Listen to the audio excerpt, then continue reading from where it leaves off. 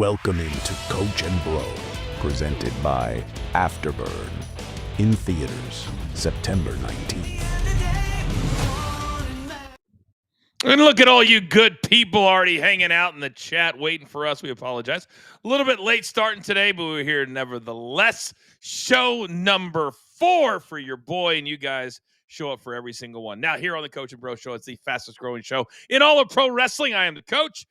We have a ton of topics. A couple of them are pretty juicy today. If you're in the chat and you're watching right now on YouTube, please hit that like button for us. It really does help the show grow. Now, I am the coach part of this. My partner, of course, from russosbrand.com. Let's bring him in right now. The one and only Mr. Vince Russo. Good afternoon, sir. How are you? I am good, Coach, and I'm excited. I love the word juicy, man. When you just threw juicy out there, it gets me all excited when I hear this juicy stuff out there, Coach. I know it does, and I cannot wait, Vince. You see in the bottom left-hand corner of our screen right here? Yes. I can't wait to see who is going to be the first person to get a mamby-pamby shirt, sweatshirt, and or hat, I think. Send us a picture, and we'll put it right here up on the show. Who do you think it's going to be? Kimberly, Carl, Nonsense, Sean? Wow, I'm gonna go. This is very historic. I'm gonna go with one Jimmy Fingers. You know what? That's a good call. That's Yes. a good call. Jimmy Yes. Fingers. Jimmy Fingers. I like that a lot. Yes. All right, we have a little contest that has kind of organically grown here at the show because we love for you guys to be a part. And it's a little bit easier on Mondays, let's be honest, than it is on Thursdays. But how can the people at home be a part of the show, Vince? Yeah, guys, we love you being a part of this show because a lot of times you bring new ideas, new comments, new different point of views to the show that Coach and I may not have considered. You could do that through a super sticker or a donation. It must be over $5 for us to address it. Every other one we will pull up. We will pull it on screen. But if you want to become part of the conversation, that's how you're going to do it, Coach. Yeah, the bottom line is we just got too many. I mean, one day we had like 68 or something like that. So we have to, or we'd be here for 3 hours because you guys are sickos at home. You wrestling fans are sickos, and I understand we're a little bit more entertaining than Raw or SmackDown right now. I get that. But we'll do them as we go throughout the show. Producer man will throw them to us. Vince, we've got some really cool topics today, but we got to start with one of the things that you love saying the most, and all this stuff kind of bleeds together today. But Friday night, I thought about you, and I thought about my main man, Vince Russo, sitting through 2 full hours of SmackDown for the Bro Down just to wait for the pop, just to wait for AJ Lee, for CM Punk to say, I would never lay my hands on a lady, but I've got somebody who will. Pause, music. And I was like, there is Vince Russo. What were your thoughts on booking for the pop, Mr. Russo? My thoughts are twofold.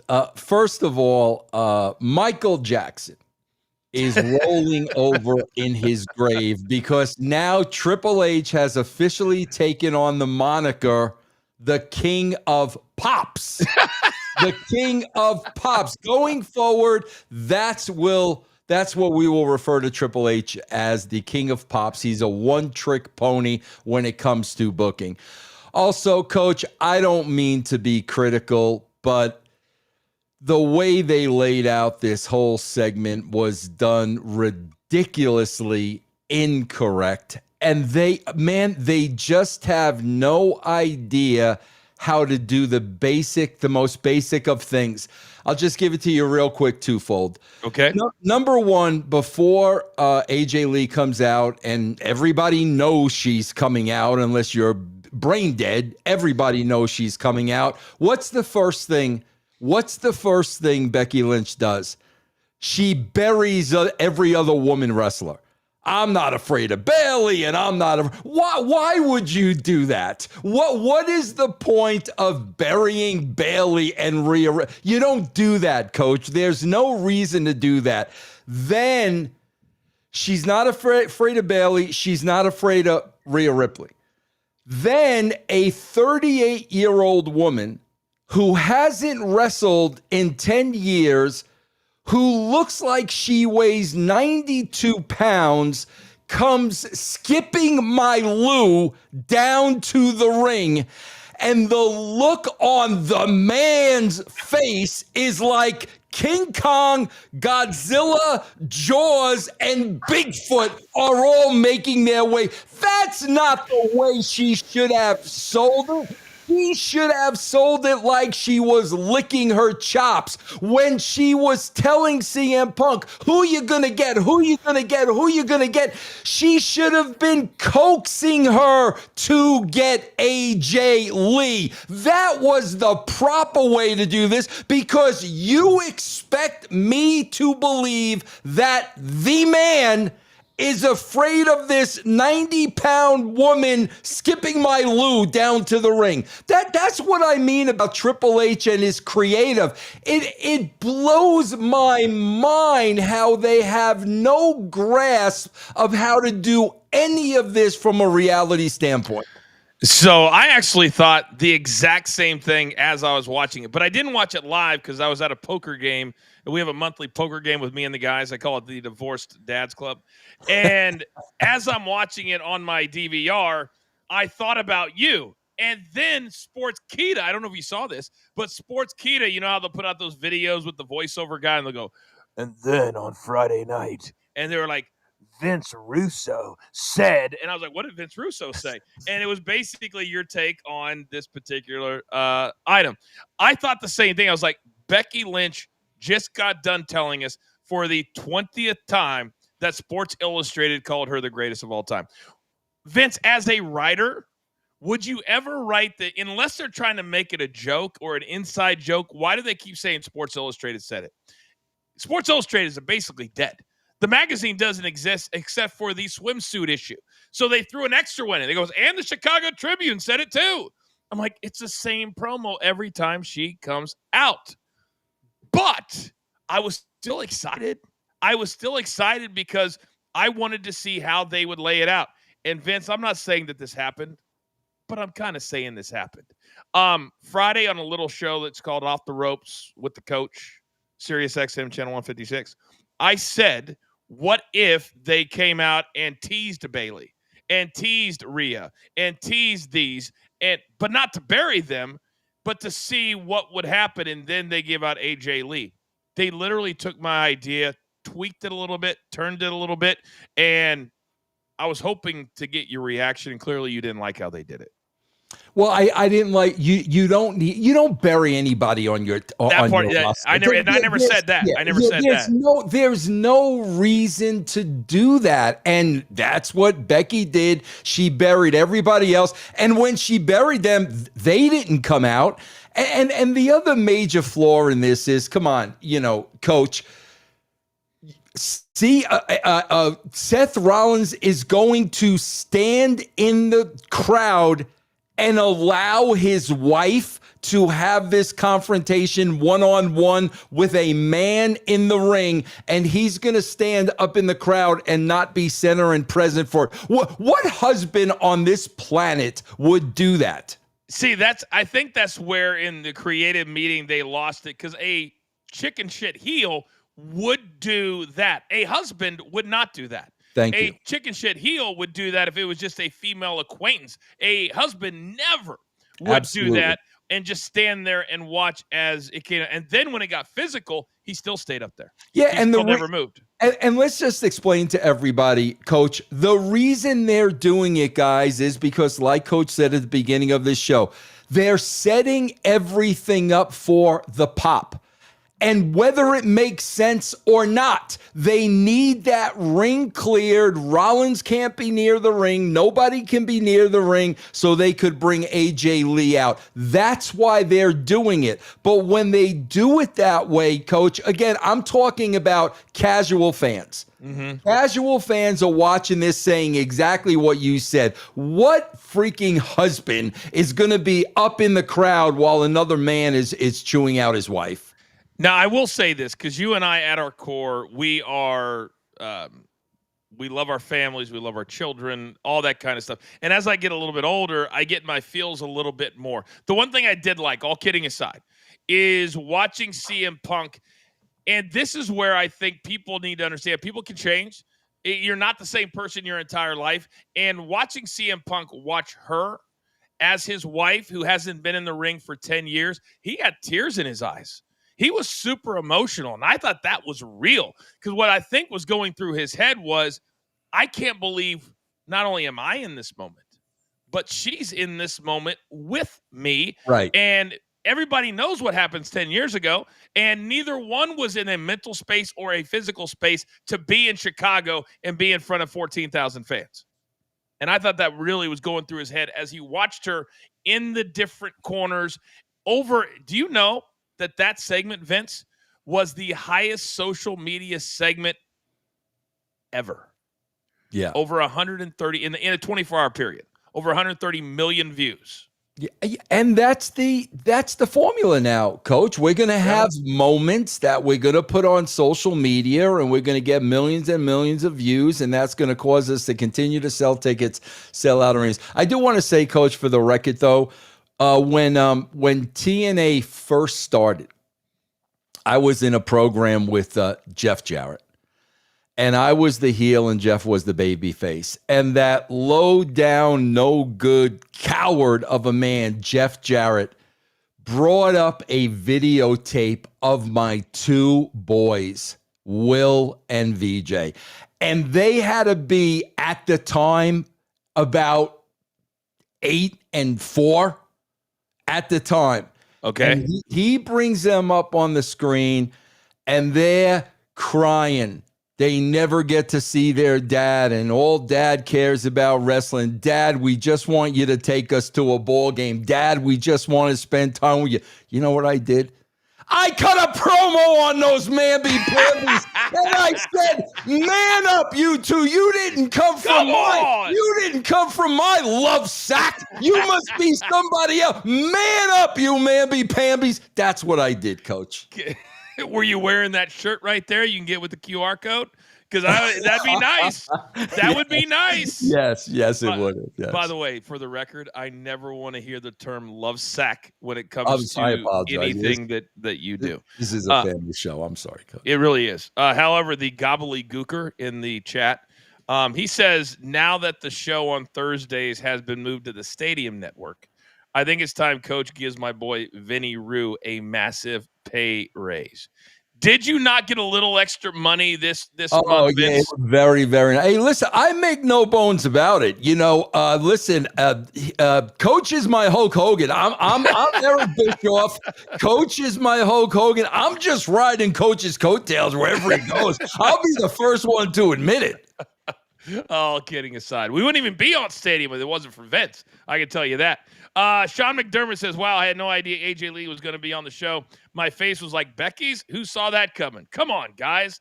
Well, you're living on a rock, Sean. And by the way, we have competition every week on who gives the most in super stickers. Last week, Sean McDermott won. Also, we still owe a piece of merchandise. Any super sticker that's $10 or more, we put you on a spinning wheel, and you will win a free, we're going to call it a free Mamby-Pamby t-shirt today. We'll call it that. Anybody at $10 or more, you'll get put on a wheel and win something. All right. So, Vince, part of the AJ Lee situation and Coach, can I point out before we get to topic number 2, because I know I can, we're a little bit more free balling on the YouTube. Okay. You got me heat over the weekend. I got you heat. Was it before the love sack and free balling or after the love sack Coach, and free balling? I go, I'm a big thrifter. You're very thrifty. Bro, look at this beautiful shirt. $4.99 at the thrift store. Look at that. That's nice. Yeah, $4.99. Nice. Long sleeves and everything. So, Coach, I'm looking for a CD I could play in the Jeep, on the way home. It's beautiful, 80 degrees Colorado. The roof's down. I just need some new music. Okay. So, Coach, I'm going through the CDs in the thrift store. Barry Manilow sings the hits of the 70s. Yes. Okay. Yeah, I said, you know what? That's my boy's boy. That's my boy's boy. Coach, I buy the CD. My wife didn't know I buy the CD, so we're going home. I plug in the CD. Okay. So Barry opens up with The Way We Were. And my wife looks at me and she says, "What is wrong with you? Are you an 80-year-old woman? What is wrong with you listening to this type of music?" Out of respect for you, Coach, my own wife cut a promo on me, Coach. Do you know what I would have said to your wife in that moment? Let's hear it. Give me, Coach. I would have said, "I remember all my life. Yes. Raining down as cold as ice. Shadows of a man. That's what I would have said to your wife. Yes. Now, as I was saying before, your wife sorry. cut a promo through you onto me. Go ahead, Coach. We've got issues over at ESPN. Okay. Because they have moved this whole thing up 8 months, Vince. Yeah. And today on Off the Ropes on SiriusXM, we were talking about who or what stars are big enough. Because essentially now that AEW has announced that their pay-per-views are going to be $39.99. They're going back to the pay-per-view model. So essentially, if you're a WWE fan, starting at WrestlePalooza, it's a $30 pay-per-view. Because the way I'm looking at it, and I looked at it over the weekend, there's still a lot of confusion on who gets it, who doesn't, who has to pay for it. I want to make it very simple for the people at home. Assume that you have to pay the $30 on top of however you get ESPN. Bottom line, that's the easiest way to describe it. Because, Vince, I went in on my mobile, and every time you go to click on a game, it'll give you two options. Sign with TV provider or sign up for ESPN Unlimited is what they call it. But I got all the football games I needed without paying for the $30. So it begs the question, Vince, did they bring back Brock and AJ Lee for a reason and to try to boost sales before a week from Saturday? Because that's the first PLE on this ESPN app. I don't know how the numbers are going, but I haven't heard anybody brag about it yet, which tells me they're not breaking records. Well, Coach, I think every time they debut with a new partner, pardon my French, but I think they always go balls to the wall. We always see. I can remember Fox, who was the first one out the gate, The Rock. Doubt. They always do that, man. They always want to get off to a good start, and that's the problem.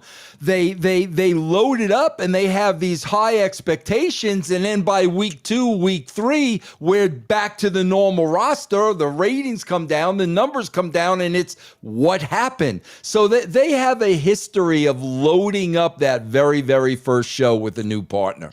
I would love to see on Unreal the next episode or one of the next episodes where they sit in the room with the whiteboard. Because I wrote it down and I said, you got Netflix on Mondays, right? CW, I don't really count them as a major network, but they have NXT. Then you got USA, still has SmackDown on Fridays. And you got Peacock that still has Saturday night's main event. Then you've got the ESPN app that has all of the PLEs. And then you've got your Sunday night lineup with the edited shows on A&E. That is 6 to 7 networks that they now have to make happy.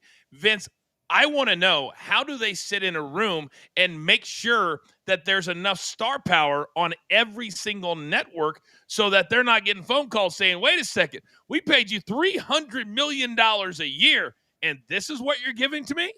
That could start to become an issue. Well, Coach, what I'm really looking forward to in the second season of Unreal, there is a rumor going around that the King of Pops is going to start wearing a white sequence glove in the creative meetings. I'm really looking forward to it. Coach, you want to hear something funny? Of course. This weekend was the first weekend of NFL. Yes. And I can't tell you how many times I saw the ad for the NFL, and then they brought up all these streaming services where you could watch it. And I literally, as a viewer and a, just the consumer, I'm looking at all these names, and that's my first response. You mean to tell me I've got to be subscribed to all of these platforms to watch all the games? And I'm just telling you, see, people think I pick on the WWE. I'm not. Coach, I think there's something about human nature. When we start feeling greed, I think we really get turned off. And I felt that with the NFL. I felt that with MLB. And I felt that, obviously, with professional wrestling. And I think that's what's happening, man. When people start hitting your pocketbook 5, 6 different ways, all of a sudden it gets to the point where, wait a minute, like, what's going on here? And like I said, when I saw that graphic from the NFL, I was like, are you freaking kidding me? Well, this is why, Vince, because they have a revenue share. I wish the wrestlers did. I wish UFC did with their, their Paramount deal. That Dak Prescott makes $60 million a year as a quarterback for the Dallas Cowboys because there's a salary cap and then there's a revenue share, which has gone way up just for the NFL.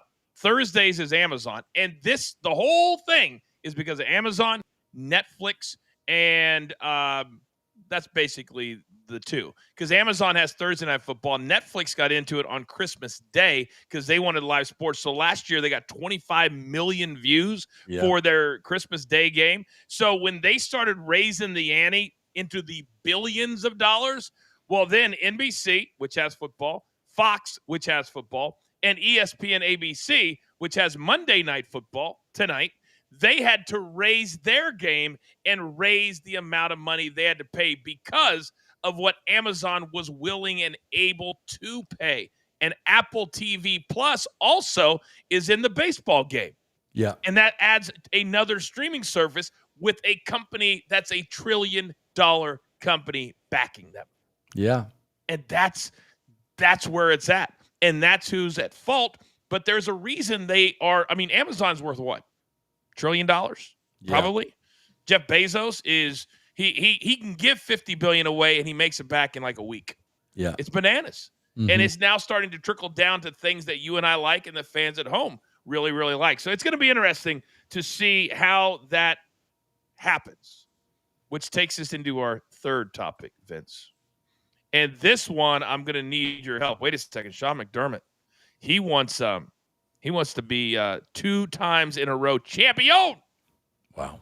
Bringing AJ Lee back could blow up in Triple H's face. She'll do this match. Then she just dropped back to being another person on the roster nobody cares about. Punk might not be too happy when that happens. Interesting take. Because we've seen, and apparently CM Punk's a changed man.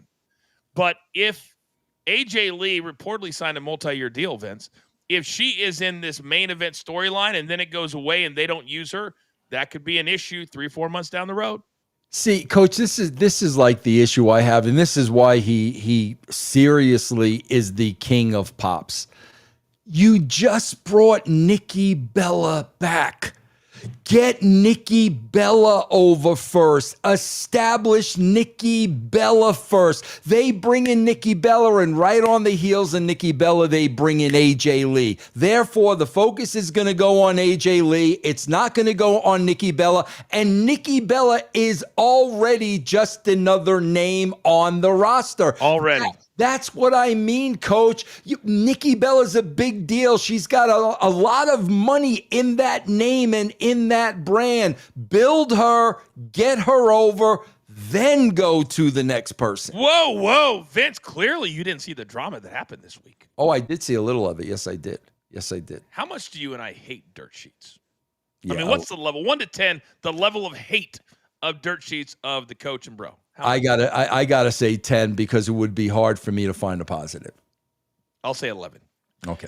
So Nikki Bella reportedly, and she went on her podcast and talked about this, that Wade Barrett, who I think is very, very good. I think he's a great commentator. Very good. Yes. And so this is why we hate dirt sheets, because they take headlines, they cut them in half, and they're never accurate. So it's like drama between Nikki Bella and Wade Barrett for Wade Barrett burying her on the pre-show at Clash in Paris. So I took the time, Vince, and I went back and I watched the video. Do you know, not only did he not bury her, he said absolutely nothing wrong. But the headline said, Wade Barrett said Nikki Bella is desperate. Well, that's true. But the rest of the statement was she's desperate to get a win at this stage of her career. Is there anything wrong with that? Not at all. Not at all. Not at all. So then they take it further and they say Wade Barrett no longer will be on commentary. Point blank, period, end of story. Well, that's true, except no longer will be on commentary for the next couple of weeks because he had a planned family thing months ago and was going to miss these 2 weeks anyway. So those are two instances where the dirt sheets drive me insane because they know that you're going to click just like I did to find out if there's any truth to the story. But then she went on her podcast and said he wouldn't look at me backstage. He avoided me. So he went on Twitter. And he goes, I didn't avoid you. I didn't say anything wrong. And we worked it out. Yeah. I didn't even feel bad for him because it was so stupid and it was so funny. But I was like, this is what the dirt sheets do. Yeah, listen, Coach, I do a lot of shows on my own. And let me tell you something, filling up time on your own is difficult. But that's where you have to be entertaining. This show, we are entertaining, which means we don't have to have salacious headlines because we can have an entertaining conversation that will keep people interested and invested. That's the problem with them. They're missing the entertainment factor. So when they have nothing, Coach, in wrestling, what is it called? We got to make chicken salad out of chicken shit. And they literally do that for a living 7 days a week. No doubt. No doubt. This is why we invented Dirt Sheet Dan. Yes. For these stories right here. Because I refuse. Damn it, I refuse. Dirtbag Dan. Yes. Dirtbag Dan. Yes. Dirt Sheet Dan. I'm sorry. Dirt sheet, dirtbag. All right. So, Vince, this next one is a very serious topic. Can you be serious with me for a second? Well, is this, you need my thing here? I'm gonna need your help. You'll call for it. All right, go ahead. I'll call for it. I am all ears for you, bro. Go ahead. All right. So last Friday, the news came out that after so many months, and I was called out on my radio, Coach, they never booked it. Yeah, but it was widely assumed that on December 13th at Saturday night's main event in Boston, Massachusetts, that would be John Cena's last match and his last night, which would be the retirement night. It would be amazing, right? Sometimes you just give the fans what you want. Right. It happened last week in Chicago.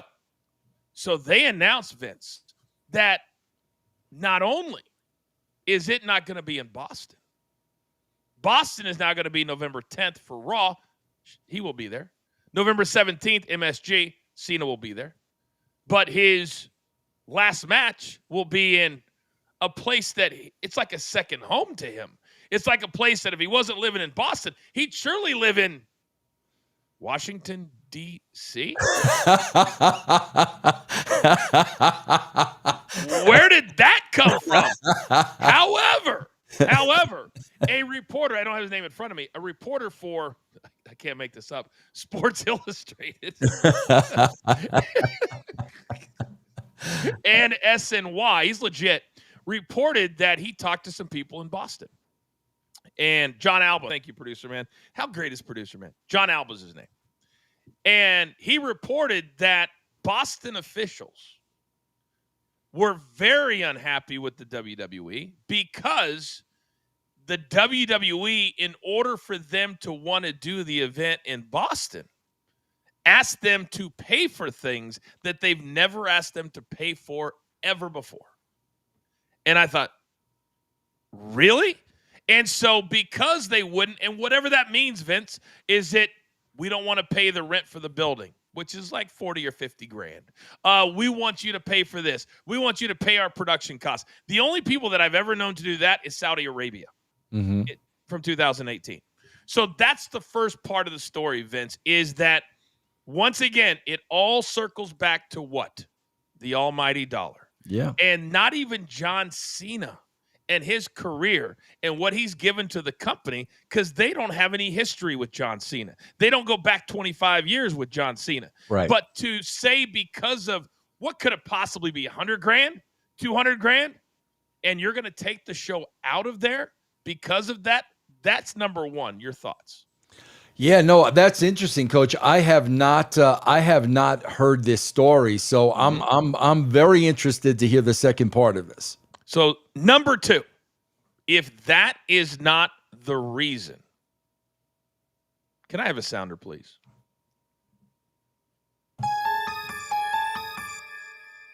There was a couple photos that came out a couple weeks ago. In those pictures were people that attended one 80th birthday party for Vincent Kennedy McMahon. There were pictures of The Miz, Drew McIntyre, The Undertaker, Teddy Long, and John Cena. Most of those names, Vince, TKO could affect their careers because they are current WWE superstars. But John Cena is going to be retired in 4 months, is he not? 3 months? Mm-hmm. So how do you punish John Cena if you feel some kind of way about him going to a birthday party if you can't punish him by hurting his career? I'll wait. Wow, that is a very, very, very good point. Can I one up you?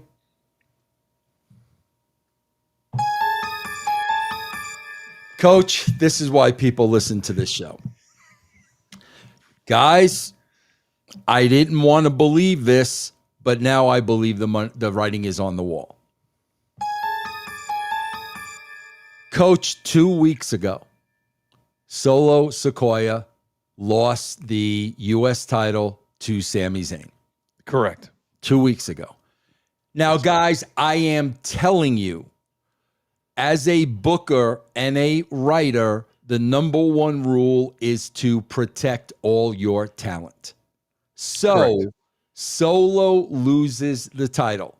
What that means, guys, is if you're writing the next show, Solo's got to get his heat back.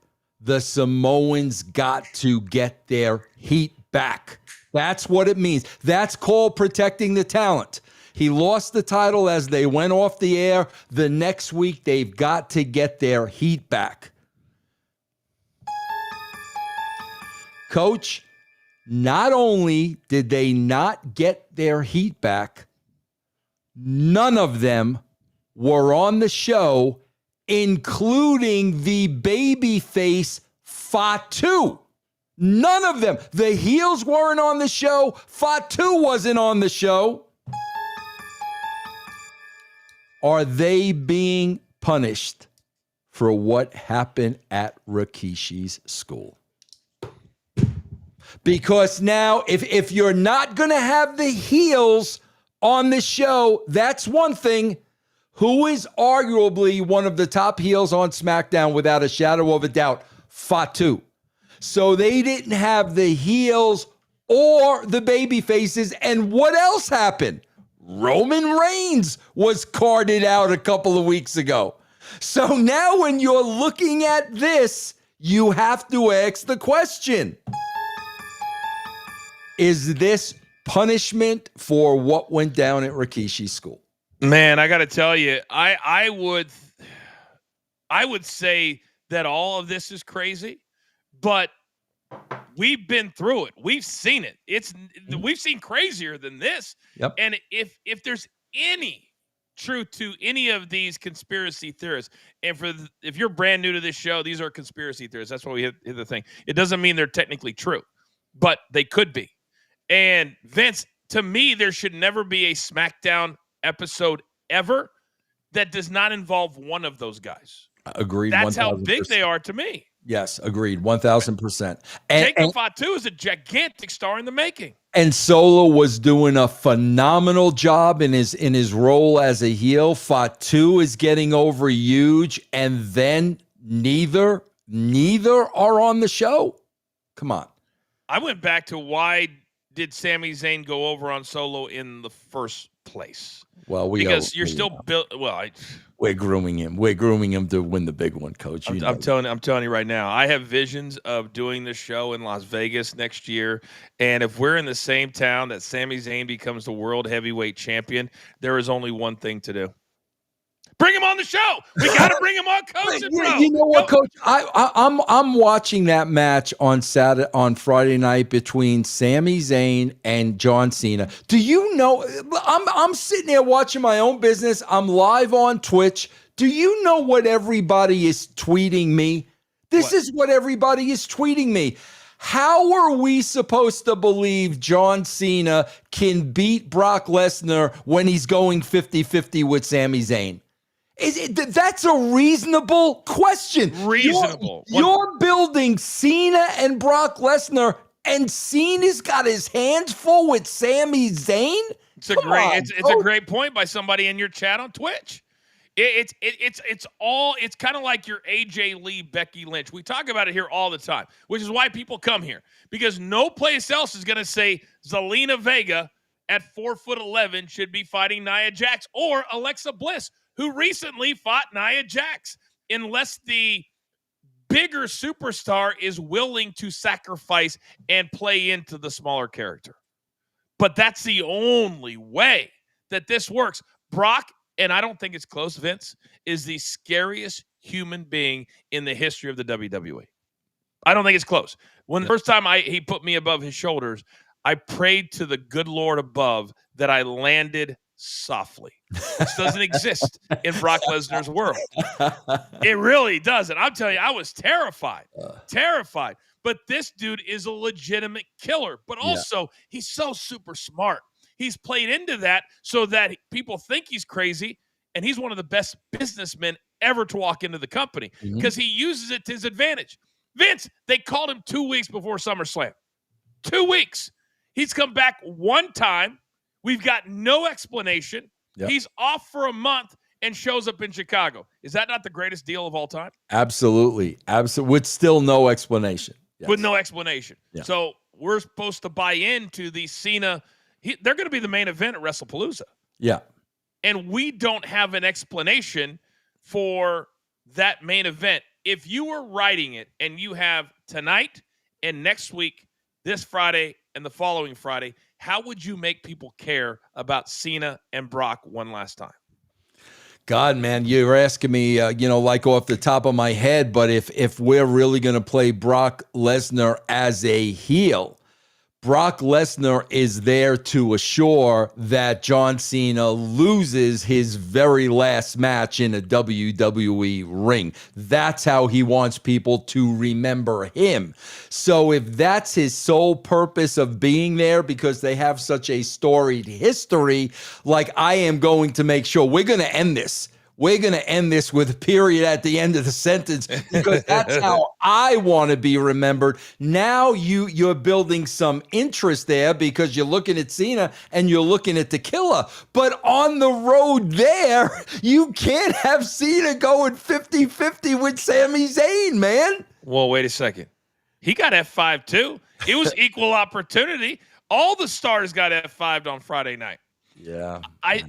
I love when you bring this stuff up. I love when you make people who watch really think. So when they're watching the shows, they go, wait a second, why do they do this? And also, there's a lot of positives to it as well. But perception is everything. Mm-hmm. And make no mistake about it. We don't dislike Sami Zayn, but you guys watch the same show that we watch. And there is not a universe when you're talking about the GOAT on the Mount Rushmore, who just went 35 minutes with one of the best matches he's ever had with Cody Rhodes. And Sami Zayn's going to take you to the limit, almost beat you, kick out of your finish twice? When did finishes stop mattering to one of the greatest? You protect those when you're above a certain line, do you not? 1,000%, Coach. 1,000%. There was such an easy formula, going back to Bruno, going back to Hulk. That heel that they were bringing in to face the champion would not even be touched until he met Hogan. Coach, I remember when I was a little kid and I started watching wrestling. I'm talking about Vince Sr. now. Every time Bruno stepped in that ring at Madison Square Garden, you believed This is it, man. This is the night he loses it. This is it. Because they would build his opponents up until that point. Nobody touched them. They would, beat everybody within minutes, bloody people. And when Bruno got in the ring with them, you felt like this is it, man. No way. And now you got a John Cena on the tail end of his career going toe-to-toe with a 42-year-old average-looking man? I think they're blinded by we're building him up. And we're giving him the John Cena rub and the Brock Lesnar rub. Because when you take an F5, you're getting the rub. Because everybody's taking an F5. Yeah. The biggest stars. But I'm with you. I think they say the story's divided into three different. They'll do like 1 and forget about 2 and 3, or they'll do 2 and forget about 1 and 3, but it's never collectively what it probably should be. Right. So let's put a bow on this particular topic. I thought about this from John Cena's angle, and knowing how much he cares about his family, how much he cares about his wrestling career. He's always the yes guy. Yeah, I'll turn heel, even though it turned out to be the dumbest thing I've ever done. How do you think he felt when he got the phone call? Or did he even get a phone call to say, hey, sorry, John, we know you expected here, but let's go here because Boston, your hometown, and your last appearance where your retirement ceremony is going to be, they wouldn't pay us enough money, which, by the way, Vince, that never happens. Cities don't pay unless it's SummerSlam or WrestleMania for you to come, because people are not flying in for a SmackDown. Yeah, Coach, I mean this from the bottom of my heart. I almost want to believe this story is not true. I really do, for a couple of reasons. Number one, now we are really starting to see the greed spill over now, where they want more money from buildings. Number two, this is John Cena's last run. How can you even consider doing this to him? Coach, we have to keep in mind, they asked John Cena to job to Austin Theory, who is no longer with the company. And if I'm John Cena, you asked me to job to Austin Theory, then we did that horrible heel turn. Now this? If I'm John Cena, you know what, Coach? I can't wait to get this final run over and done with so I can go on to the next thing and leave the WWE in my rearview mirror. It does seem that way. And with everything he has going on, whether it is he's got a full TV series that he does. Yep. He's got a bunch of movies. He voices over, he's the voice of Honda and these other things. He is I don't know if you've seen this, Vince, he's the talent in the ESPN Unlimited new app commercial. It's him, a guy, a little Stewie from Family Guy, but he's the one telling people get the $29.99. He is that. But here's the problem with and producer man, let me know when this is loaded, please. You said you hope this is not true. Well, the only way it wouldn't be true is if WWE had not confirmed it yet. Unfortunately, they have. It came from their Twitter handle. And I just sent it to producer man. He's trying to load it as fast as he can. But they announced last week, Vince, about the appearances. There it is right there. And in that same, so you can't see the wording of the post. I'll read it to you. As part of his farewell tour, which comes to an end this December, John Cena will make his final appearances in Boston, November 10th, at TD Garden, and New York City at the Garden on November 17th. So it's confirmed. So yes, he will be at Boston. It will not be his last night. How is that okay? Coach, you also have to take into account, because you and I know this for a fact. A lot of guys made decisions like this for who? And Cena was probably at the top of the list for Vince. Mm-hmm. Taker, guys like Cena, they always felt in debt. The Rock has said that 50 million times. They always felt indebted to Vince. So when Vince made that call, I need you, those guys were there. So now you got to weigh that into the equation, Coach. Vince ain't there anymore. So they ain't doing these favors for Vince anymore. The only reason now they're doing these favors is for money and the payday. But when you pull something like this with John Cena, and let's face it, Coach, arguably, is there ever a more company guy in the history of the WWE than name one than John Cena? Name one. It's not close. It's not close. He is the guy. He is. I rode with him for several months, and his phone would constantly ring. Hey, we need you to do this. Hey, when you get to the building, 4 Make-A-Wish kids, no problem. I'll do all 4. Hell, I'll do it the same.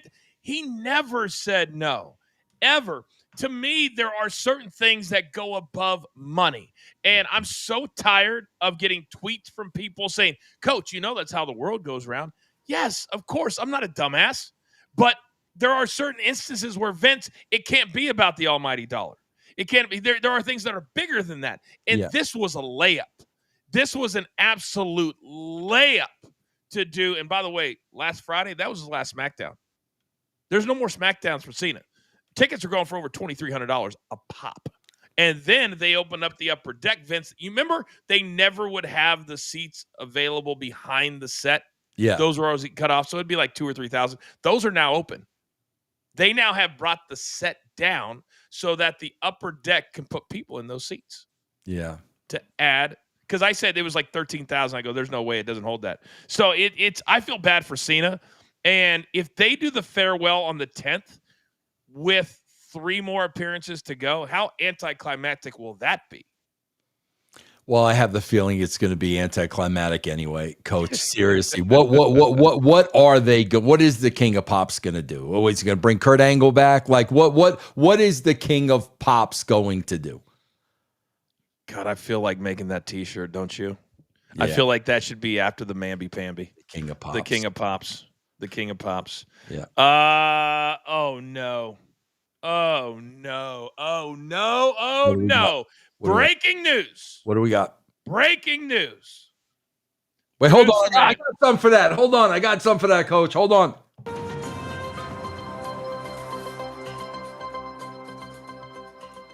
So we had hope. We had hope that it would be more than just a one-off. We had hope that it would be more than just showing up for a couple of weeks for a husband-wife, good guy, bad guy battle at WrestlePalooza. But when you get this, when you get the finger point of doom. Yeah, there it is. Wait a minute. Tremendous. Yes. Yeah, he needs that glove for the point. Yeah, I didn't even put that into the equation. Very nice. Oh, producer, man. That took him no time. That took him no time. You are awesome, producer, man. Look at it. He needs that glove for the finger point, man. Tremendous. Oh, AJ Lee. I could go down the list, Vince. We haven't seen Zelina Vega. Oh, yeah. Oh, we got so many pops in our back pocket now. It's not even fun. We got Liv. We got Bianca in the back pocket. Haven't seen her. Yeah, we got so many pops in the back pocket. It ain't even funny. I can't wait for the story that we hear. So-and-so, Triple H asked to take a picture. What if it was on Unreal where the cameras are rolling and come over here, let's get that picture. No. I'm not that. No finger pointed doom for me. Yes. I want to stay working here. Yes. I want you to use me. Yes. We have a few super stickers we got to get to, Vince. Michael Gavin Ali Show says, hey guys, why has Monday Night Football dominated Raw for the last 2 decades? Raw hasn't been the same due to the popularity of Monday Night Football. And should Raw move to 7 p.m. due to Monday Night Football? They are. They absolutely are. Next Monday, not tonight, but next Monday, they're moving to 7 o'clock. And then on the 22nd, they're moving to 7 o'clock. And then the rumors are, Vince, that they're going to see how that goes an hour and 15 minutes before football starts. And then if the numbers are good, I would assume they would stay at 7 o'clock. Coach, can I tell you something that will blow your socks off? Because we have forgotten this over the years. Coach, every 2 weeks, I review the Attitude Era show. Okay. And I just watched the show today. Yeah, I just watched it yesterday. There was a graphic on the show. Okay. It was an air date in May, guys. You go to russosbrand.com, you'll see it. There was a graphic. Shameless plug. Go ahead. Yeah, the week before, Raw set a record for the highest rated cable show ever. Coach, they had a graphic. WWE Raw, NBA was on at the same night, at the same time. The NBA. Okay.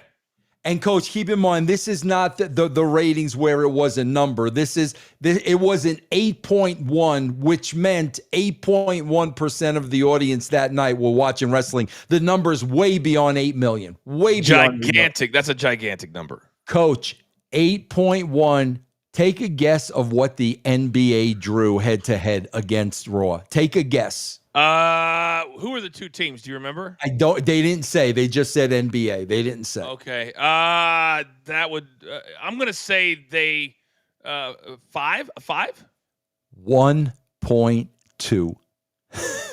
Wow. 8.1 to 1.2. And today we're running away from the NFL. Well, but those are I will push back to you on that. NBA and NFL, two completely different things. But we were beating NFL back then. That's my point. I thought you said NBA. No, that was NBA, but we were also beating Monday Night. 100%. Not by that margin, but we were still beating Monday Night Football back then. Because you had great storylines and you had stars. Yeah. Well, I should have it on my forehead. There is no substitute for star power. It is. You put stars on the show, people will watch. Yes. But the smartest thing to do is move it to 7:00. You don't need, even if you could beat them, Vince, you're now in bed with them. Yeah. You and ESPN are business partners. Why would you fight each other? Yeah, you're right. Yep. You shouldn't. Right. You shouldn't. Tom Brady 12 says CM Punk is off. It's not the age or ability in ring. I feel the promos don't have the anger and tone as his straight edge or pipe bomb promo. Well, that's pretty clear. He's happy. And when he's happy, he's got to dig down deep for that venom. That venom's gone. He's in his feels now. He's 47 years old. I don't even know if he could go there. Even when he says he hates Seth Rollins, I don't know how much I still believe it, Vince. Yeah, and there's just too much crowd pandering. I just wish he would eliminate some of that. It is so over the top. Wait a second. What's wrong with you? Stating that the crowd can chant AJ Lee if they want to is pandering to the audience? What are you talking about? Hannibal Miles. By the way, I misspoke. Producer man is calling me on. If I have to give out a free one, I will. We're going to collect Mondays and Thursdays and give away on Thursdays. I apologize. I said every show. I meant every Thursday. So, but don't worry. We'll take care of everybody. You come here. I just got another text. Vince, do you know what right now, right here is?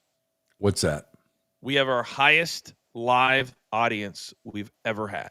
Bro, that's breaking. You got to give me breaking news. Hold on. Sorry. Breaking news, Vince. All right, go ahead, Coach. Get. Word out of BTT Studios is that Coach and Bro had the largest live audience separate from stadium that they've ever had. Unbelievable. Thank you guys very, very. Let me give everybody a round of applause. Hold on. I got applause here, Coach. Hold on.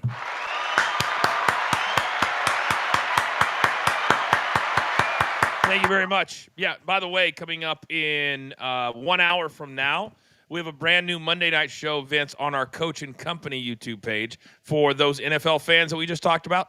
It's called the Monday Night Grind. I love that name too. Thank you. Monday Night Grind. It'll be everything Vikings and Bears tonight for those of you who want to bet on the game. Coach, I took the Vikings and I gave 1.5. Is that okay? Bears are the play. Bears are the play. Why you tell me this now, Coach? I should have texted you. I was 2-0-1 yesterday. I'm undefeated so far this year. The Bears are the play because there's a rookie quarterback named J.J. McCarthy playing his first game. I never bet on a rookie quarterback ever, ever, ever, ever, ever. Sorry. You could still bet the other way and lose the juice, as they say. Hannibal Miles, do you think Taker will be punished for going to Vince's party? He makes over $4 million a year, Vince. In his Legends deal. Nobody's punishing Taker. He ain't punishing Taker. I mean, he's on LFG. They just changed his show so his wife could be on his podcast. Yeah. He ain't. They're not doing nothing. You guys got to understand. People get punished when they don't realize they're being punished. Nobody's pulling one over Taker like that. That just ain't happening, man. By the way, did you see the interview that Teddy Long did about that party? So apparently the only two talents that were at Vince's table was Teddy Long and God, what was the other one? Producer man, help me out with this. It wasn't Taker and it wasn't Cena. It was Teddy Long and somebody else. Oh yeah, it was Cena. Sorry, Cena and Teddy Long, but no Taker. No Taker. So it was Cena. No, he will not be punished. There are certain things TKO. And I don't know, Vince, they're in their own little bubble. I don't know if they listen to shows like ours or if they understand what's going on out there in the world. Yeah. But, man, some of the moves they're making just don't make a lot of sense to me. They just don't. And I fully think the whole Cena thing could be a pushback on that, as petty machete as that sounds. Yeah, no, I just – gosh, Coach, you've got so many different people involved. I just can't imagine everybody is on the same page. I just can't. I can't imagine there's not different agendas. I cannot believe for a second everybody is one big happy family. I can't, man. You got too many moving parts. You got wrestling people and non-wrestling people. And, some of the people do it for the love of the business. Some of the people do it for the love of money. I just cannot believe the higher ups are all on the same page in that company. What I can't believe is how there are still so many people that think things are bigger than they are. Because TKO out here in LA is like, oh no, there's a picture at Vince's birthday party with our talent. What will the media do with it? Yeah. Nothing. Yeah. They did nothing. They reported it on TMZ. The guys felt comfortable enough to take a picture. Vince, I think we overestimate how much venom or how much people want to get back at Vince or the talent or whatever. This is life, right? This is life. The man turned 80 years old, and the people that have their mansions, their $1 million salaries, their careers, hell, I'm conflicted because I have 2 kids that I would not have if not for my WWE career. They wanted to wish him a happy birthday. There should be no punishment. Period. Yeah. If that's what they chose to do. Yeah. And also, Coach, we all know this, and Vince knows this because the WWE has been doing this for years. Whenever there is a lawsuit or whenever there is a charge against them, what do they always do? Drag it out, drag it out, drag it out, because the longer you drag it out, the more people forget. And over time, Coach, it just doesn't mean anything anymore. It doesn't. This thing's been going on 3 or 4 years, and as much as we feel for the young lady, at some point in your mind, you got to move on. And they will. They'll figure it out. And I had a phone call the other day with a person very close to the situation. And it was a person that worked alongside Vince for many, many years at a high level. Talked to him for over an hour on the phone. I was trying to get another person as a guest for this show. And I said to this person, I says, why doesn't Vince just pay? Just write a check. He's 80 years old. And he wants to get back in the game, because I believe this to be true, Vince, that once that lawsuit settles, you're going to see Vince starting to make moves. Whatever those moves are. This person I was on the phone with says to me, Coach, you know Vince as well as anybody. He feels like there'd be more coming behind if he pays and settles with one. And I'm like, he's 80 years old. What does he care if he spends 20, 30, 40, $50 million? He's sitting on $6 billion. Yeah. And then he says, well, you also know Vince, Coach. He thinks he's going to live well past 100. like his mother did, or obviously not his father, but I think his mom was older than 100 when she passed. She was. I remember she was Right? very old when she passed. Yes. Yeah. So if that's still his mentality to never settle a lawsuit, then he's only hurting himself at 80 years of age. Because Vince, if it were me, God, I would never do that. But if it was me, I would want to make it go away as fast as possible so I could enjoy the rest of my life, which we know is limited. Right. We know it's limited. Yep. Nobody's ever lived to 125 years old. Nobody. Yeah. Nobody. The only thing missing, Williams Wrestling, from VKM's 80th birthday party was the Coach and Bro show. Can you imagine if we would have done a live show at Vince's birthday party? That would have been tremendous. See, people don't have sense of humor. That's the problem, Coach. That would have been tremendous. Yes. Wouldn't have been hilarious. Welcome in, everybody. Vince is over there.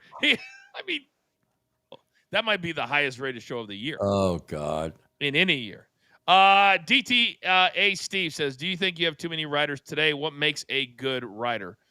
Vince, back in the day, how many writers did you have write all those award-winning? That's what I thought, too.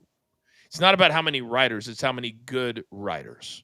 What does make a good writer, Vince, in wrestling? Well, here's the problem, DTA. The business doesn't allow enough time for there to be 20 writers. There isn't enough time. The more people involved, the more opinions and pitches that you have to hear. And now you're up against the clock. Now you're running out of the time. So now you're just settling for mediocrity. The business is not conducive to have so many writers write so many shows a week. Yeah, the really good writers came and they left. There was Brian Gerwitz is a great writer for Rock. He's great at promos. I do believe in some sick way, Vince, he will be the head of creative within the next year or two. Somehow that's going to happen. It's going to happen. Yeah. However, most writers, just so everybody at home understands, they come in on a 3-month trial basis. They're scared out of their minds to even breathe a word in the meetings. They deliver stuff on a sheet and they tell you do it word for word. They run around terrified of their shadow. Mm-hmm. I wouldn't wish it, Vince, on my worst enemy, that job. Yep. I would not either. Coach, so many people ask me about getting in the wrestling business, and I say to them, I can't in good conscience recommend it to you. Can't do it. I mean, I can't. I wish I could, and I don't mean to be an a-hole. But you're not. You're looking out for him. Yeah, I mean, if I had to do it all over again, I would not have gotten in the wrestling business. That is a shoot. That's strong, man.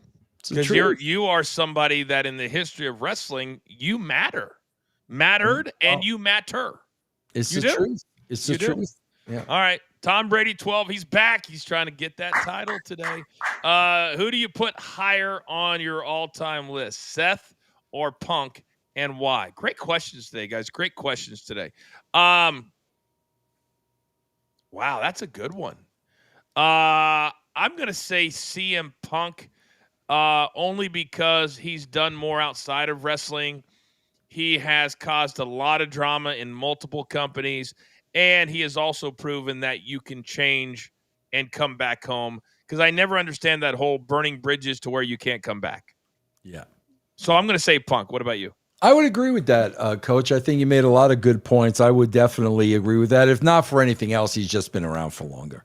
Yeah, no doubt. And he was like Seth's hero. Seth learned from him. That's why he hates him so much. Yeah. James Spicer says, when are you coming back to the UK, Vince? Many fans here for you. Inside the Ropes will pay for it. Oh. Well, let's talk to me. Official Vince Russo at gmail.com. Talk to me. Whoa. What? How about Coach and I'll work that out, Coach. Of course I will. You know, Coach, you know I'm going to return the favor. Coach, I got to be honest with you. I never went to the UK when I was in the business. I went twice after I left the business. I love the UK, Coach. The thing that sucks is getting there. That's the travel is awful, but once I was there, man, I loved it. I flew a year and a half ago to do a boxing event in Manchester, England from LA. I literally thought my life was going to be over before I landed. Yeah, It was a 10-hour flight, something like that. It was awful from the West Coast. yeah. Awful from the West Coast. Kartik, you will be entered into a drawing for Thursday. You better tune in. What was the funniest story experience you had when you were working in wrestling? Boy, there's a lot of those. Funniest story or experience? I would have to say Michael Hayes getting his hair cut, passed out drunk on the flight from hell was pretty funny when Gerald Briscoe threatened to stretch him in the airport because he was bitching and moaning about it. That was hilarious. There was a time when a wrestler was telling a story on the Howard Stern show that I was involved in, and I was engaged to be married at the time, and I almost wrecked my car because I thought he was going to use my name. Luckily, he did not. Do you have any funny ones? Man, my favorite story of all time, Coach, is, man, we are live and it's Monday Night Raw and Vader is opening the show. Vader is nowhere to be found. Vince is at gorilla position, throwing a shit fit, cutting promos. Where is he? Cursing him out, calling him every name in the book. So, bro, we're ready to start. We gotta start. Hit the pyro, boom, boom. That's when we had pyro back then. Boom, boom, boom, boom, boom, boom, boom.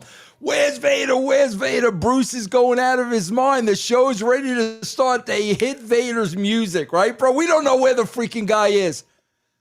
Bro, here comes Vader from underneath the steps, bouncing off of walls. He was under the stairs when the pyro went off, warming up, bro. And he came out. You would have thought this dude walked through a minefield, bro. He was under the stage where all the pyro was. So his ears were ringing. So he was like, my God. I don't know equilibrium. I don't know how he went out and was able to perform. I'll never forget that as long as I live. Oh my God. I just thought of two more. Have you heard do you know my Vince McMahon arrest story, which would take too long today? My arrest story, which Vince called it the biggest rib of all time. Yeah. Do you know my Vince McMahon Red Bull story? No. Okay. So I'll tell the Red Bull story. It's much, much faster. But put yourself, Vince, in Afghanistan. Okay?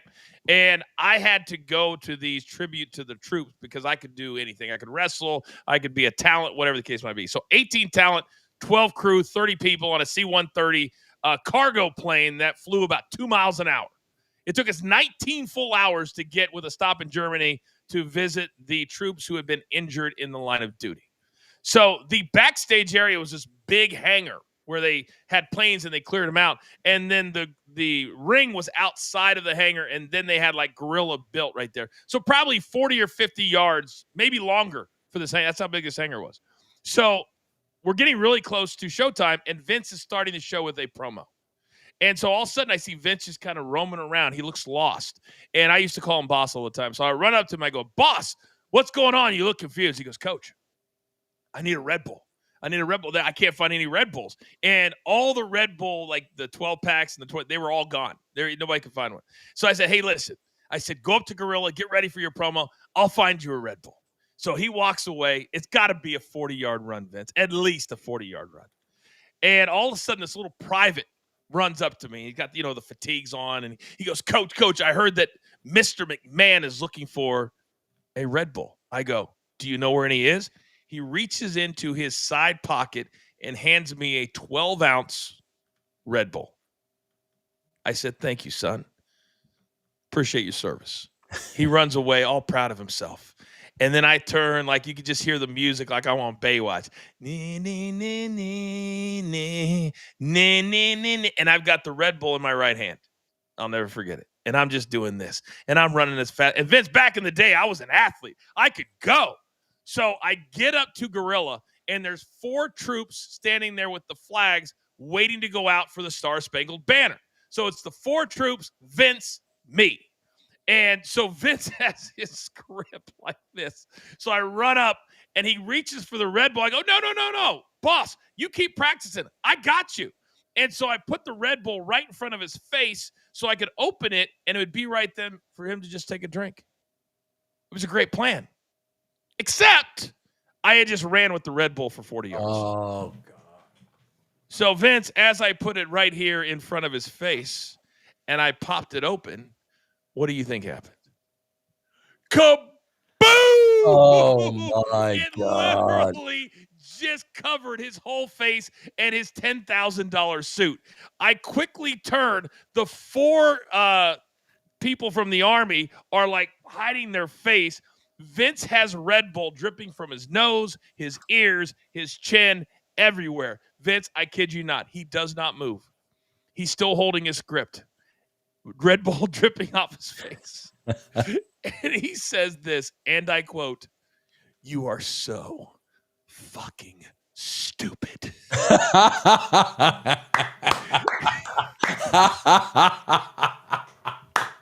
Very nice. Vince, Very nice. I didn't know what to do. Yeah. So I turned and I just ran the other way. I just ran back to where I came from. I kid you not. By the time we got to the plane to fly back to the United States, Vince had told the story in such a way it was his idea to blow a Red Bull in his face. Oh, God. And if you watch the show and the beginning segment, he's out there doing this, drying himself off as he's talking. Oh, Vince, it was one of the funniest damn things I've ever seen in my life. You want to Ever. know? I want to follow it up. I'm going to be real quick because people, when we tell these stories, guys, like seriously, you think we're out of our minds. We experience this stuff, Coach. You will remember this. Okay, this will tell you the extents they go to. It's another Vader story.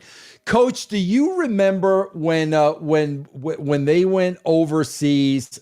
I don't know if it was Kuwait. I don't remember where it was, where Vader manhandled the morning host and they didn't know whether it was a work or shoot and they arrested him. Yeah, that was in the 90s. Yeah, Yes. Vader got arrested. Now, bro, you're in the Mid East someplace. I mean, you don't know. You have no idea what's going to happen there, right? So Vader is scared to death. He don't know if he's going to spend the rest of his life in a Kuwait prison for, assaulting a TV talk show. He don't know. Coach, I am at Vince's house that day writing television with Vince and Bruce Pritchard, right? So Vince gets the call from his assistant. Vader, I guess they gave him a phone call like jail. Vader is on the call and he is frantic. He doesn't know if he's ever going to see U.S. soil again. He's freaking out, going out of his mind. Coach, they weren't taking his call. They did not take his call. Stop it. I swear to God. That's the lengths that they will go to absolutely F with you. Oh, my God. Yeah. Oh, my God. Speaking of F with me, that base in Afghanistan, by the way, Vince, I don't even know how this turned into story time, but I'm having a blast. We'll get to all the stickers, I promise you. But that same trip that I just told you that story about, they have VIP cabins in a separate area from the normal people. And I was up on the air traffic control tower, and the Air Force guys were telling me about all the kills that they had. It was a fascinating night for me. And all of a sudden we looked down. Vince had not taken a shower in well over a day because we had come straight from Charlotte, North Carolina, Charleston. And I had taken a shower when we landed and got yelled at by Vince because he went straight to the helicopter. So he's filthy. All of a sudden we're looking down from 30 feet up, 40 feet up, and Vince has gotten lost coming back from the bathroom to his VIP thing. So imagine Vince just wandering around from cabin to cabin to cabin to cabin, and he can't find the right one. And we wanted to scream down, "Go left! Go left!"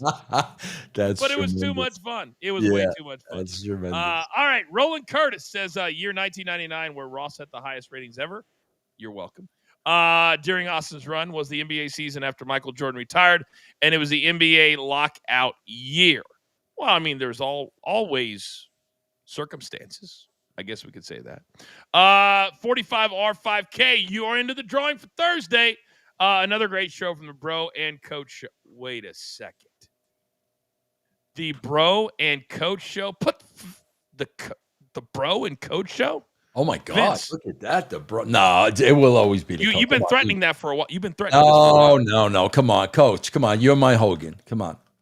Kardik says, Vince, who inspired you to become a writer, and what do you love about writing so much?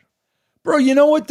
I'll be honest, man. I was inspired to be a writer at a very, very young age. And bro, this is how important like teachers are. I can remember teachers like in the 4th grade telling me I was a really good writer. And wow. that meant a lot to me. And I love the old Oscar Madison, man. Oscar Madison from The Odd Couple. He had to say, I always love this. A good writer hates to write, but loves to have written. Like, Coach, I hate writing, but when you have a finished product, there's nothing in the world like it. It's why writing a book is so hard for a lot of people. How many books have you written so far? Well, right now, I'm going through the 2nd edit of my 3rd book that's coming out next summer. I'm going through that process right now. Wow. Okay. We'll definitely have to promote that here. Maybe sell it at our store. Who knows? We'll definitely promote the hell out of that. Yeah. Tom Brady 12 says, do you remember when WCW spoiled Foley WWF title win and millions of people changed the channel? Why do you think this happened? Because Eric Bischoff wanted to win. He wanted to win. Yeah. And Raw was taped a lot back then, right, Vince? Yes. Yeah. And that show was taped, and he kind of laughed at Mick Foley winning the title because it was a taped show, so they knew. But what he didn't take into consideration was a lot of people loved Mick Foley. And it was like, what? Mick Foley won the title. So everybody turned over to Raw. That's right. Hannibal's back. He says, was Gangrel always seen as a mid-carder, or was he supposed to be built into a main eventer? When I got there, I always felt like he was a mid-carder, never to be a main eventer. Yeah, you know, Hannibal, that's a great question because, even during my time, he was a mid-carder, never to be a main eventer. And, like, quite frankly, I don't know why. I mean, David Heath was a great, great talent. He lived the gimmick. He looked the part, the nicest guy in the world. But, yeah, he was nice. He was nice. Great guy, man. Do you ever feel like he got screwed over when they pulled Edge and Christian out of that, or at least Edge out of that, and made them Edge and Christian? Well, yeah, that was kind of the thing too. Like, they were the Brood, so he didn't really stand out. It was really the whole package. I think that's why he was viewed the way he was. James Spicer, who apparently is behind Inside the Ropes, says, have either of you got any cool Scott Hall stories? I didn't work with him. The only story I have is not a positive one. Well, it was funny, but it's not a positive one. I probably shouldn't tell it, Vince. I'll tell it. Only because a lot of people wonder what happened during that last run. The Raw after, remember in 9/11, Raw got pushed back a week because of the attacks on New York City. So, the Super Bowl, the Raw after the Super Bowl was in Vegas. And then there was going to be the I got to make sure I get my dates right. The next day was the launch of NWO coming back.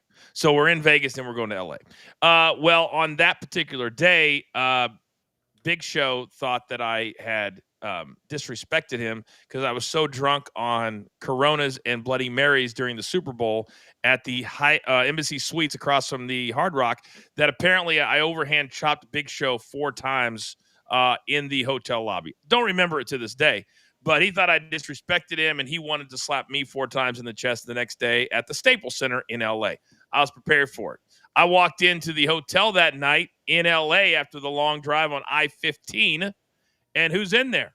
Hulk, Kevin Nash, Scott Hall, and the Big Show.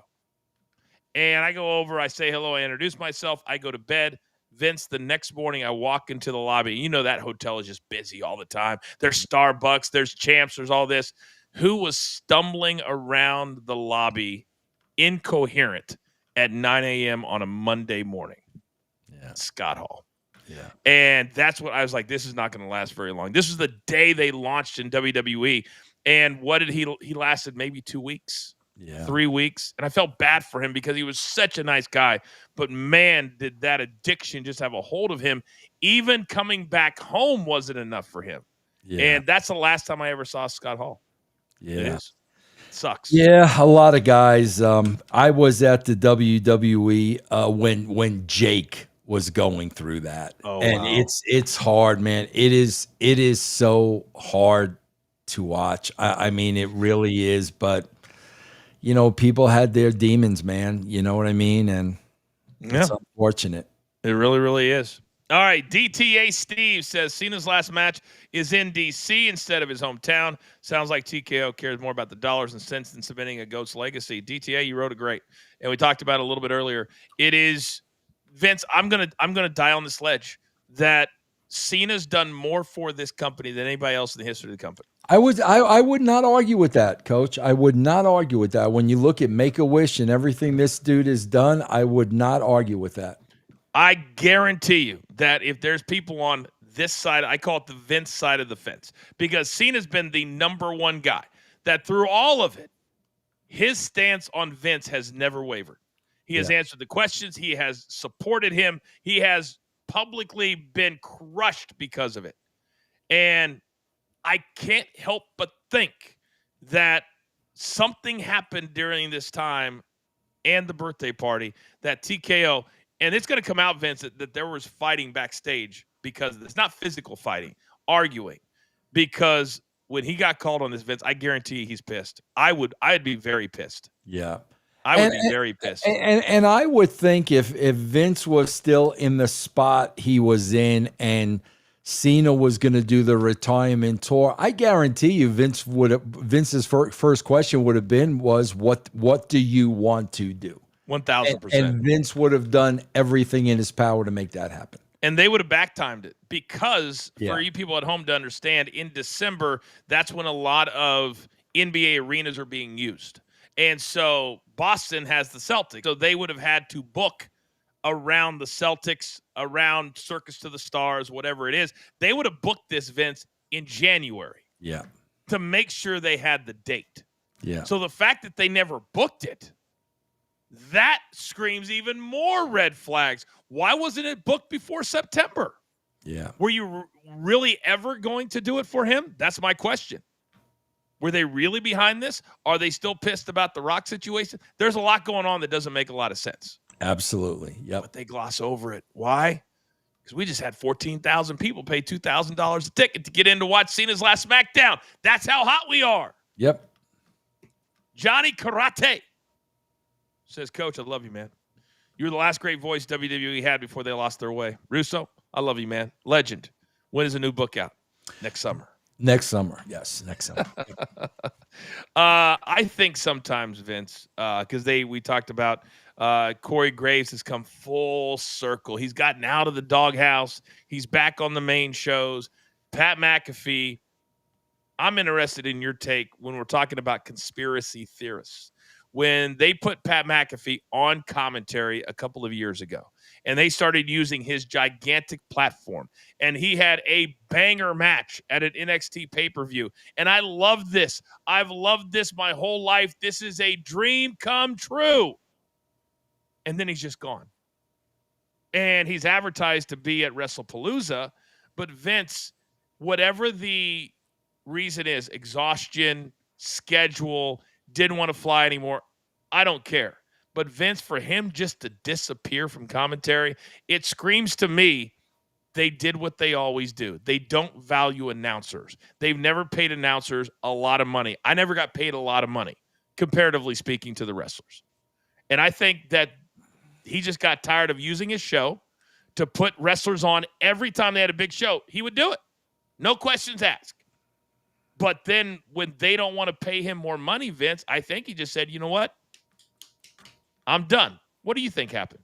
Well, Coach, it's funny because, so many people, I swear, there literally are people out there that think I'm a millionaire. And I got to remind them of two things. Number one, I didn't get paid wrestler money. I got paid writer money. Coach, number two, and I don't know if you even know this, Brody, all the companies I worked for in my entire life, all the three companies, I never got one penny in royalties. Not a penny. Doesn't matter what catchphrases I came up with. Doesn't matter what storylines, what characters I came up with. I've never gotten one single dime from the WWE since I left. So when you talk about announcers, I'm pretty much going to say the same about writers. And maybe that's why they don't get good writers, because of what they're paying them compared to what, Hollywood writers, would get on a sitcom or a drama. But also too, Coach, you and I both know, especially with McAfee, man, if you've got a career above and beyond them, that does not sit well with them. And McAfee was already established. McAfee was already a star. McAfee could call his own shots. And when you're a person that's just not going to fall in line, you are not going to tend to last there. No doubt. And I don't know why it's always been, even JR, they had back when he was ahead of talent relations, he was only making around 600, 650, which, yes, that's a lot of money compared to the average American. But Michael Cole has been on the air for 28 years. And from what I understand, he's missed less than 5 weeks in 28 years. That's crazy. That's crazy. And I guarantee he does not make over $1 million a year now. I don't know that for a fact. Yeah. But I would almost guarantee you he doesn't, which is embarrassing for them, not for Michael Cole. Yeah. He's given his life to that company. He should be making, if you're signing billion-dollar deals and you're the voice of a company that has multi-billion-dollar deals, you should be making over $1 million a year. I agree. Period. One last one here. Richard Quinn. Let's do it, Vince. Give me a date. Also, I'm sending $7.99 to ensure Coach has clean draws out there. Very nice. Very nice. Oh, all righty. All righty. They really want you to come to England, Vince. No, Richard Quinn, wow, Coach, you would be interested in this. Richard Quinn has, I don't want to say he's a conspiracy theorist, but he's got a lot of stories, and a lot of them are sports related. Oh, yes. Some very, very interesting insights Mr. Quinn has. Yes. All right. Very, very good. All right. As we wrap things up today, thank you guys for giving us our highest live audience. Our on-demand numbers have just been growing and growing, so you guys are finding us. You're subscribing. We appreciate you. If you haven't subscribed to this YouTube page yet, I would ask that you do so. Also, if you haven't gotten your Mamby-Pamby t-shirt yet, I encourage you to do so. We will have the Wheel of Doom on Thursday, and whoever gives a super sticker, $10 or more, will be entered, and we pick the winner live here on the air. We still owe one. We're still getting the store set up. So I think it's Smartest Mark Alive won the very first one. I believe I think so. Yeah. So Smartest Mark, we've got you. It'll be coming just as soon as we get everything lined up. And Thursday, Vince, we're back on Stadium at 11 a.m. Eastern time. Fired up? I'm ready to go, man. Love going on Stadium. Absolutely. Yep. I do too. All right, that's going to do it for now. Remember, if you're a football fan, 27 minutes from right now on our Coaching Company YouTube page, it is the Monday Night Grind. We break down everything Vikings, who Vince has, Bears, who I have. The loser will have to take the trash talking right between the eyes on Thursday. Until then, thank you guys so much for the support. We certainly do love doing this show, and we love this brand because of all of you. For Vince Russo from russosbrand.com, for producer man always behind the scenes, I am simply the coach. We'll see you Thursday morning live on Stadium and Bally Sports Live at 11 a.m. Eastern time. This has been There's Only One. Coach and Bro Show.